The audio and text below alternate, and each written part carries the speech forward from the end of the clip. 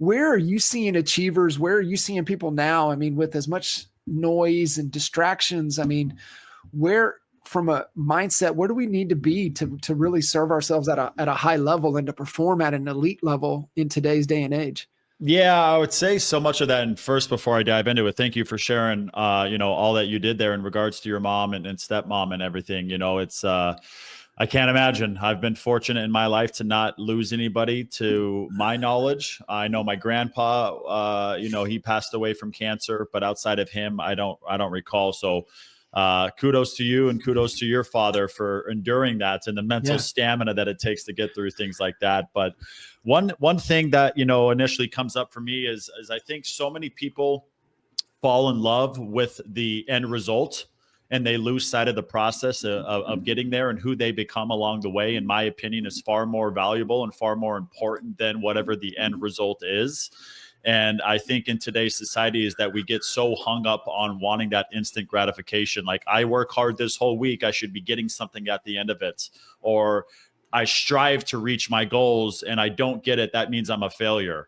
And I think that Mhm. is just the wrong way of viewing things. Again, like I said, who you become along the journey of getting to the destination or to achieving that goal, I think is going to set you up for a lifelong, perspective shift that you've experienced, that I know I've experienced, and that I know so many people are experiencing. But I think we just got to get out of this mindset that I'm only successful or I'm only a good person if I get the thing. Because in truth, you could do all the work and still not get the thing. But again, who you became along the way of trying to get it, again, is going to be forever, in my opinion. And so I think, again, so many people are getting hung up on that, lacking patience and lacking true understanding of what it takes to even set yourself up for the opportunity to get whatever the thing is. I love that. So when I was hearing what you were saying there, it's conditions. It sounds like you're only doing it because of something, and there's a condition tied to it, right? It's almost that level of leadership, kind of a barter type of leadership, to where, Jacob, I'll do this for you as long as you do this for me. And so when I'm hearing you kind of talk about that, but how do you overcome and become unconditional with the thing?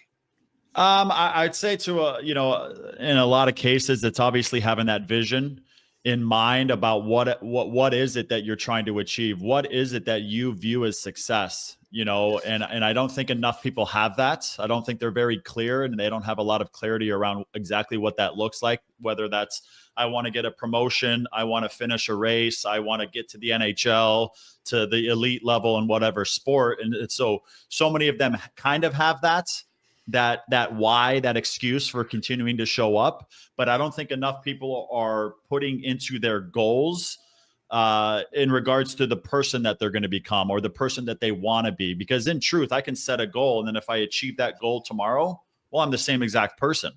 You know what I mean? Or if I achieve it in a month, sure, I went through 3 weeks, 4 weeks of discomfort, but in a lot of cases, I'm probably just the same person. So I think if we can have a more human approach, a more human perspective, and perhaps even a broader approach when it comes to these different goals and destinations that we're trying to get to, don't lose sight of you. Don't forget you and the person, again, that you're going to become along the way, and allow that to be how you gauge success or not. Because again, I could have worked as hard as I possibly could in hockey and never reached the NHL. But the 10 years, 12 years that it took for me to sign my NHL contract, just imagine the maturity that took place, the overcoming of hurdles and setbacks and whatnot. And I still had that choice and made that choice to continue showing up and putting in the work that was necessary to just get me the next day. And I think, one thing I like to talk to my clients about is just taking a one-day contract approach. Just win the day. What do you got to do to win today? Tomorrow is going to take care of itself, but we're still here. We got to be present with this day before we're even looking into tomorrow or heck, next year.